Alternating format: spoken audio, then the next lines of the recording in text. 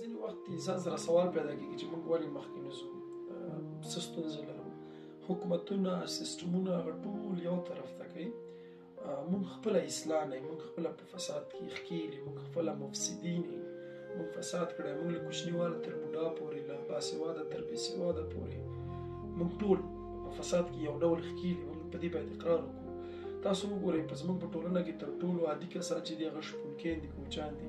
خدای چې کله مال یا رمه خرڅوي نو د شپې ورته قیا واچوي، په هغې ورته مالګه وشیندي، هغه چې مال وخوري تږی شي، سهار کې ډېرې اوبه وڅښي، خېټه ورته وپړسوي.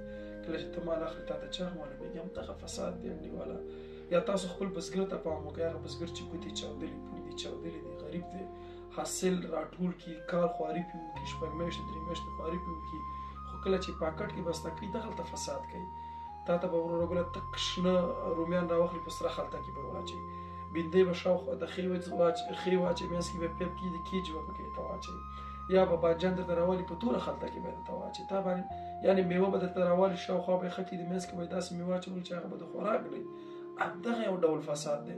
زه یو وخت په یو سروې کې وم کلونه وړاندې چې موږ هرات ته تللي وو، هلته غټ شکایت زموږ د ځینو کوچنیو زعفرانو کوونکو دا و چې زموږ افغان سوداګر د ایران څخه هغه زعفران راواردوي چې اصلا زعفران نه دي، هغه سرخي غوښه ده په ماشین کې اچول شوې، تار تار شوې، رنګ ورکول شوی دی، پیکیجینګ یې ښه دی، ارزانه یې راواردوي افغانستان ته، زموږ د اصلي زعفرانو بازار خرابوي. افغان سوداګره همدغه فساد دی، هغه همدغه د خدای په غضب باندې ککړتیا ده.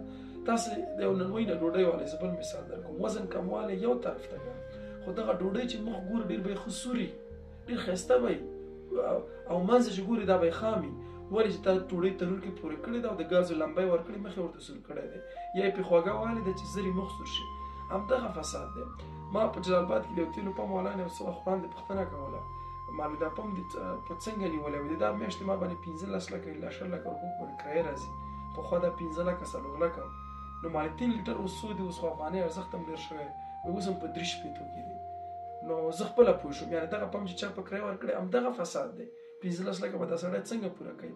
همداسې تاسو لاړ شئ شخصي روغتون ته، یو نسخه واخلئ، هلته به یې د 2000 افغانۍ وي، درملتون د هغه روغتون کې، خو چې بازار ته راوځي په 1 کیلومتر کې بل درملتون کې هغه په 1000 روپۍ ده، په 800 باندې ده. 2 چنده ډېر تفاوت، البته د ګټې د خرید هم نه. همدغه انډیواله فساد دی.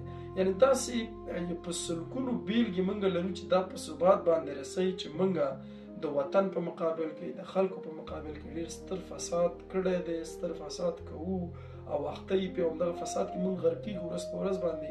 یعنې موږ له سلګونو لسګونو فریب او نرنګونو نه کار لرو چې څنګه ولس وغولو، خلک وغولو، وطن ته دوکه ورکوو، خو اصل کې دا موږ ځان ته دوکه ورکوو. اوس قضاوت وکړئ دعا دې ولې نه قبلېږي، قضاوت وکړئ ستا د کور سیسټم ولې نه جوړېږي، په دې باندې فکر وکړه چې ولې په هر کور کې یو ناسور دی، یا یو مریض ورته پروت دی، یا یو بچی لوچک دی، یا یو غم ورکره راځي. دا ټول یعنې چې دي موږ په خپله باندې کارونه کړي دي. نو خدای هم نه بدلوي حال د هغه قوم چې بدل نه کړه څوک خپل حالت په خپل. موږ باید په خپله قضاوت وکړو، د خپل ځان قاضیان باید په خپلو شو او ځانونه باید اصلاح